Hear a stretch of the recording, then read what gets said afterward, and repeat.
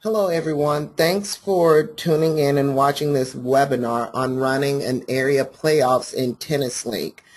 Before we get started, I just want to say thank you to all of you for volunteering and filling out the forms to be an area host site director. I know it's a lot of work, but through time and effort, I know it's a great time for the kids. I don't want to waste a lot of time, so let's go straight into it.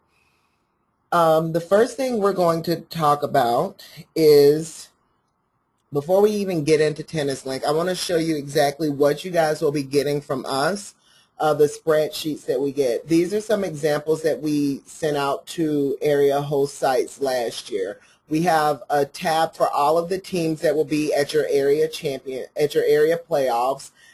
We have those color-coded by divisions, and then we have the correct matches that you'll be needing for each of those divisions broken down into tabs. For example, this one was a Lakeville was the host site for this one. They had 14 intermediates, 18 intermediates, and 18 U advanced matches. We have all of the matches that they'll need for the championship, for the playoffs in there, as well as some of those that they might need to schedule, such as the day two brackets. The ones that say TBD are the match numbers that you'll actually need to create. And those are, and I will show you how to create those matches later. That you can tell is our consolation bracket. Along the bottom of this spreadsheet, in the tabs, you'll also have the brackets that you'll need. When you go back to the teams, you'll notice that for 14 intermediate, they had 8 teams, so there was an 8-team bracket. For the 18 and under intermediates, there was 14 teams. We have the buys already filled into the brackets. For the 18 and under advanced, this was a round robin. So those are the spreadsheets that USTA Northern will be sending to each area host site.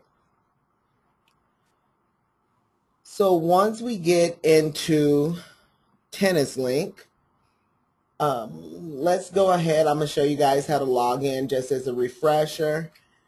You want to log in using your email address or USTA membership number.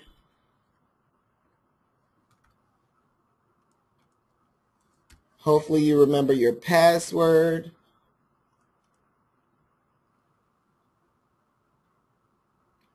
Okay, so this is the home page that you guys will have. The most important thing that you'll need to know during the championships is basically getting all the scores entered. So the score entry option is in 2 different places in TennisLink. It's right under My Options. This is where you'll go, you'll enter in the match number. It'll be just like entering score sheets for the regular local season. Also, the other place where score entry is if you click into the championships. You want to make sure you click on the correct championship. I'm going to just use one that we used last year for 2012. It was an area level championship. Click go. Here it is, the 2012 Greater Twin Cities Area Championships. This year you guys will be using the 2013 area playoff. And the spreadsheets that we had open were Apple Valley and Lakeville, so we might as well stick with those. For right now, the other place where the score entry is on this left-hand side column. You'll see score entry where the mouse is right now. So let's get into the bracket stuff. All of these flights will be created. We'll create these for you in the office, so you guys don't have to worry about creating this. But when you are creating flights for day 2, you want to make sure you have the location listed first, followed by the division, followed by what it is, whether it's day 2 constellation, day 2 bracket. We want to follow the same thing just like it is listed in here, and we'll have the day 1 stuff listed for everyone, so you want to keep the same formatting.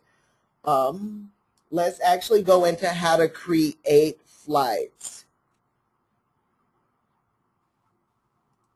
So you want to click under the Administration tab. You'll click on Create Flight.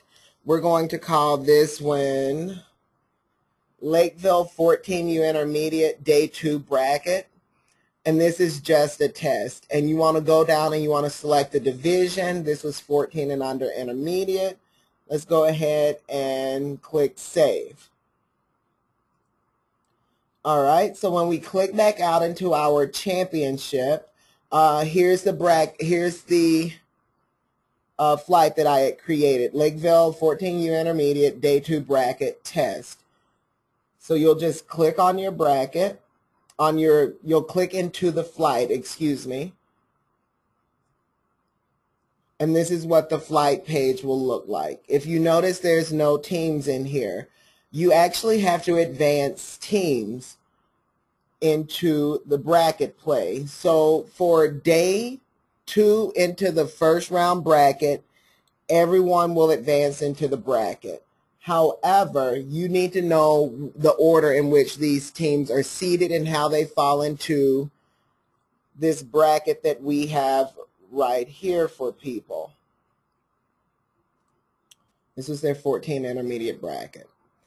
So we know 1 plays 8, 5 plays 4, 3 plays 6, and 7 plays 2. So we need to know how the teams fall into that bracket before we can actually create the bracket in TennisLink. So let's click back out into our championship homepage. If you click on what I call this, the little notebook sheet of paper, you notice that Lakeville 14U Intermediate had 2 flights, Flight 1 and Flight 2.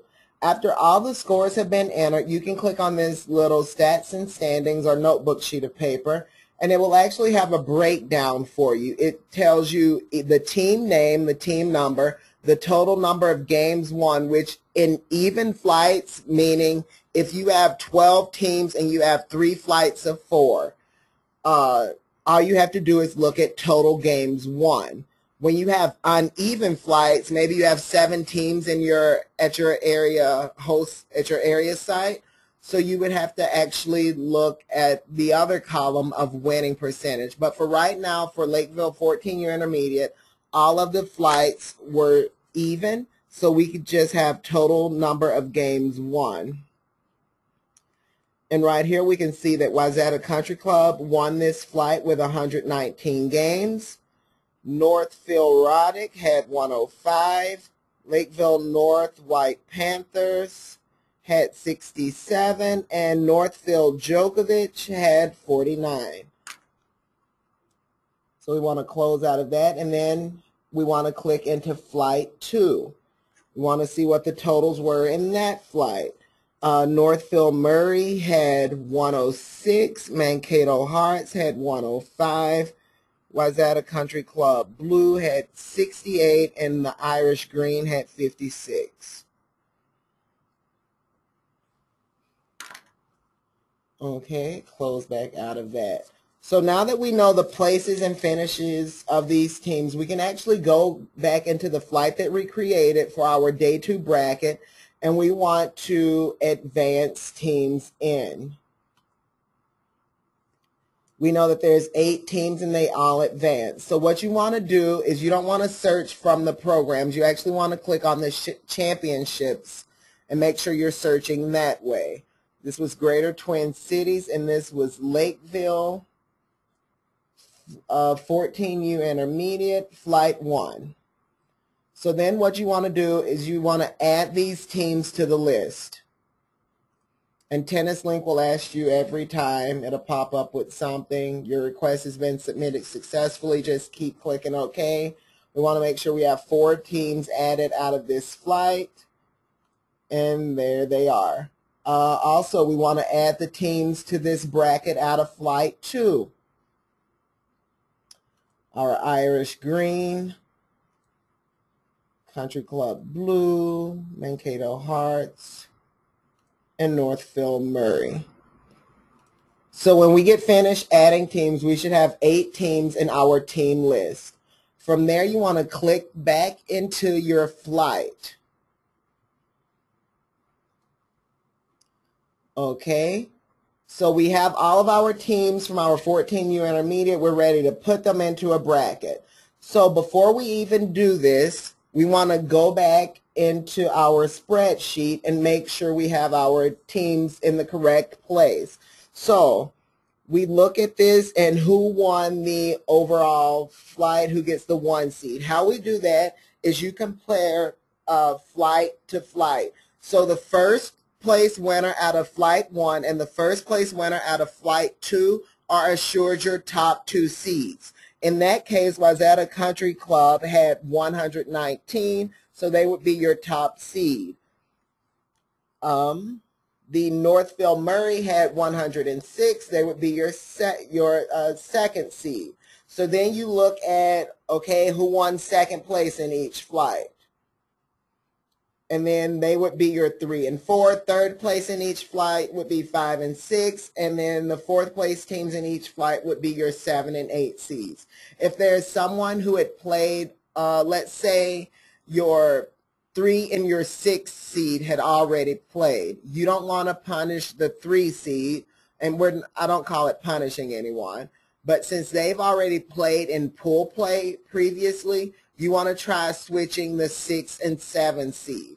Sometimes it works. Sometimes you end up with people that do have to play someone that they played in pool play. We try to avoid that at all costs, but sometimes it does happen. So that is how you set up your bracket. So then we click back into TennisLink, and we've already advanced our teams. What we do next is click on the word scheduler up in the administration tab. We are in our correct flight. This tells you what level you're scheduling. We're doing day 2 bracket test. And this is going to be, notice that TennisLink does not do consolation. So we played 3rd and 4th place match for the winner side of the bracket. So that's what we're setting up now.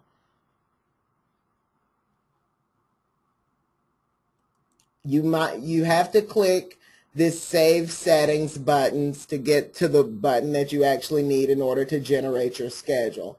So now that we've done that, we want to click Generate Enhanced Schedule.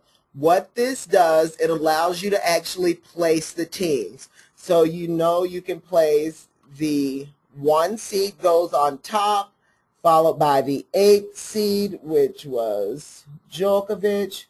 And then if you remember from the bracket that we had over here, you know 5 goes on top of 4, 3 goes on top of 6, and 7 goes on top of 2. So in TennisLink, you set it up as such. So then after you've done that, click the Save button.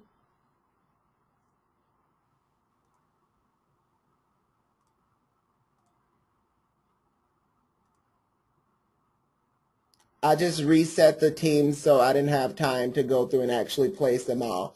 But you want to make sure each team is represented once. Notice that little pop-up message told me that the Djokovic team had been in there once. So you want to make sure you have each team. So make sure you're double checking yourself. Click the Save button, and then you click on Match Listings. And these are all of your first round matches. And then once you record the scores for all of these, it will actually advance and fill in the team numbers and the team names of the teams that advance. And also, you notice this is your 3rd and 4th place match, the loser of the semifinals. So that's how you go in and create a bracket for teams that are, for pools that have even number of teams. If you see that you've made a mistake at any time, just click this Edit Draw button, and it brings you back to this page. Let's say these 2 teams had already played, so I'm going to switch the 6 and 7 seeds. So put Mankato Hearts there, and I believe that was Wayzata Blue. save my settings, and click on match listings again, and it would have flipped those for you. So anytime you see yourself making a mistake, or if you notice a mistake, you can go in and edit the draw. So after you've done that, these are where you find your match ID numbers to put on top of the scorecards, and these are the locations that you have. You can always change those. So now let's go back into our championship homepage, and there's our bracket, there's our flight, everything was set up perfectly. So now I want to show you an example of how to do teams with uneven flights. Let's look at Apple Valley 18U Intermediate. They had 3 flights last year, but they had 11 teams, so there were uneven flights. So when determining the pool winners for uneven flights, you look at 2 separate things. You look at just a comparison of the pool. So this is flight 1, so you look at only flight 1. Based on total number of games, EVAA Hurricanes won with 78 games. They won that flight. Followed by the Sputniks. They got 45 games, and Waddell 1 got 34. But at the same time as you're writing down the total number of games they've won, after all scores have been recorded, you want to enter in their winning percentage. EVAA won 75% of their games. How you calculate this winning percentage is total games won divided by total games played. Okay, I'll repeat that one more time. Winning percentage is calculated by computing total games won, taking that and dividing it by total games played. Okay, so EVAA at 175%, Sputniks 142%, Waddell 133%. We click and go into flight 2 and look at their stats. Okay. Waddell 2 was your pool winner with 74.19 winning percentage, followed by Fred Wells with 45, AV Spin Masters with 38. Because you look at total games won, so this is a good example. I'm glad I clicked in this one. Granted, the Como had a higher winning percentage. Total games won went to AV Spin Master, so that's mean they finished 3rd place rather than Como. So you want to make sure you're looking at that. Como had 39.85 winning percentage. And now let's close out of that and look into the final flight for 18 intermediates at Apple Valley. The AV Smokin' Aces were the bracket winners, winning 97 games and winning 59% of their total games played, followed by Central at 44%, Wooddale 3 at 57%, and Highland at 48%. Okay, so now if you would refer back to our bracket that we had set up. Sorry, that's Lakeville. Let's click on Apple Valley. 11 team brackets. This is what we would send if you have uneven brackets. We already have the byes in there. So you know that the top seed would get a bye. 8 plays 9. Actually, the top 5 seeds in this bracket get a bye. And 3rd place is still played out as well. So how do we determine who gets the top seed? If you take and look at your pool winners, there was 3 different pools, so those top 3 seeds go to the pool winners. EVAA would be your overall seed because they had won 75% of the games played. Wooddale 2 won 74% of the total games played, and Apple Valley Smoking Aces won 59% of those total games played, so they would actually be your third seed. Now, how do you figure out the 4 through 6 seed? You actually take the second place winners in each pool. So out of that flight 1, it was the Sputniks winning 42%. Fred Wells had 45%, and Century had 44%. So Fred Wells would get the 4 seed, Century would get the 5 seed, and the Sputniks would get the 6 seed. After you've given out the first 6 seeds, that represents the pool winner and pool runner-up. You would take the rest of the 5 teams and line them up accordingly based on their winning percentage. Okay, I'll say that one more time. In uneven pools, when you compare flight to flight to flight, you look at the pool winners are assured your top seeds. Okay, so then you look at their winning percentage to determine who actually gets the 1, 2, or 3 seed. For seeds 4 through 6, those are your second place pool finishers, and then you compare their winning percentage to determine those the way that they fall on the bracket. And then you take the final 5 teams that are left and compare all of their winning percentages and fill them into your bracket accordingly. That is done for teams that have uneven flights.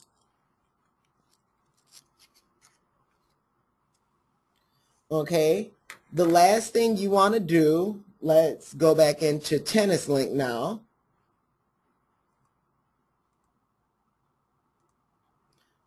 Okay, we've created our bracket. Let's say we have results for that. So actually we want to create our constellation bracket now.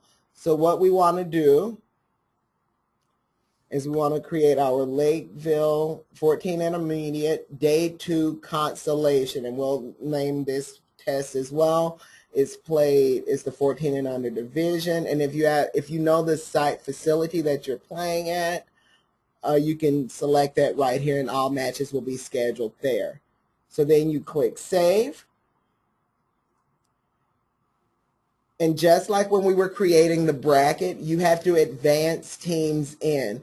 So you would actually advance all those teams that lost the first round into your consolation bracket. And then once you go to Scheduler, and you have all your teams, because in the consolation bracket we don't play out the 3rd and 4th place match, you would actually click on single elimination, generate enhanced schedule. You can place the teams in there in the correct order, and then you want to click, you'll click over into the match listings. And the last thing that you want to do after you know that everything is correct is click the Publish Schedule button. But guys, I don't want any of you clicking this until you've talked to me on the phone and I can go through and verify the results and just make sure everything is correct. That way we don't have issues come up and people file grievances because something might have been done wrong. So it's always good to have a multiple sets of eyes looking at everything and making sure everything is done correctly. So don't click submit until you've either had someone else look over it or had me look over it. And also you can feel free to call Christine if you have questions, or Jean or Matt or myself. We're all here to help you. The final thing that I want to go over, that's the basics of TennisLink, but the final thing that I want to go over is how we're doing sportsmanship. We're doing it the same way that we've done it in the past. This is the sportsmanship nomination form that you will be getting. Anyone can fill this out. Players, parents, fans. If you see people walking around and doing things that represent being a great sport, fill it out, nominate the player. And also here's a spot to give a reason for the nomination. If these are some good stories, we're always looking for stories and ways to get out the great things that our kids in tennis represent. So if there's good reasons on here, you can definitely send those to myself and I can get them over to Lisa and maybe we can post them on our website. But you want to read through all of these nomination forms and find the player that is deserving of the Sportsmanship Award. There's one for each division, a boy and girl in each division. So you want to find the player that is a true representative of what being a great sport is all about. If all of these are saying the same thing, like, oh, the person said congratulations or good shot to their opponent, well, then in that case, you just want to tally up the number of nominations that each player is getting, and that person would be the winner. If you have any questions at all about anything, feel free to call me or email me and I'll get back to you. Once again, thanks for taking time out and participating in this webinar. Thanks.